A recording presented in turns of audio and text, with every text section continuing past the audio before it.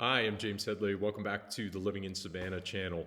Happy Thanksgiving week to everyone out there watching. I hope you had a wonderful and enjoyable holiday with family and friends, and may your leftovers last just long enough. I'm incredibly thankful for those of you tuning in, and especially those who take a moment to subscribe to the channel and share it with someone that they believe may be interested in the local real estate market. In keeping with that thankfulness theme, I'm going to briefly talk today about something that a handful of lucky buyers out there can be thankful for in those occasional circumstances when they are available, and I'm referring to mortgage buydowns. With 30-year fixed rates on mortgages hovering between 7.5% to 8%, and in the wake of the pandemic era run-up in home sales prices, some buyers find themselves in a situation where the costs of home ownership have priced them out of the market for the short term at least.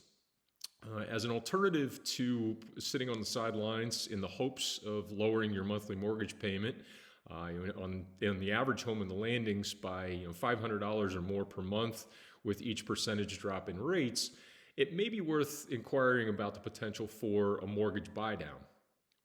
As an aside, keep in mind that with many other buyers potentially in the same situation, waiting to enter or re-enter the market when rates drop, you should also weigh the potential impact on selling prices when that happens.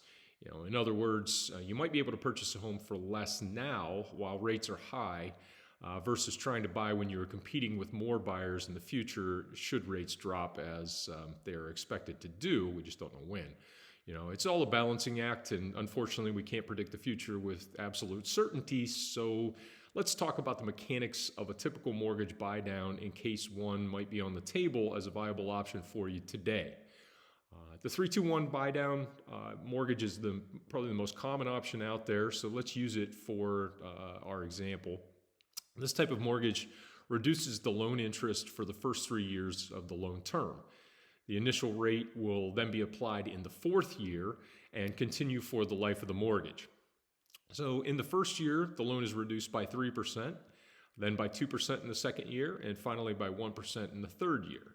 So for example, if you bought a home at the recent 30-year average 7.76% mortgage rate, the rate would be 4.76 for the first year, 5.76 in the second year, and 6.76 in the third year, and then of course the 7.76 standard rate for the remainder of that mortgage. The cost of that 3-2-1 buydown mortgage is the total amount of the savings over that 3-year period of lower rates, and since there's no such thing as a free lunch, someone's going to be paying that dollar amount to the lender to make them willing to offer you below market interest rates for 3 years. Here at the landings, that would almost certainly boil down to negotiating such terms with a very motivated seller. So just something to keep in mind should inventory continue to trend up, as I've noted in other videos here on the channel.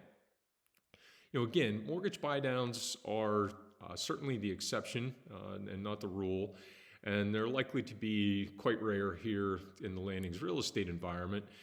But I hope it was worth understanding them a bit just in case they come into play as part of your buyer arsenal down the line, or perhaps if you're looking to sell a home somewhere else and the market is a bit softer there, as a seller you may look at this as a way to entice more buyers and more aggressive buyers into the market.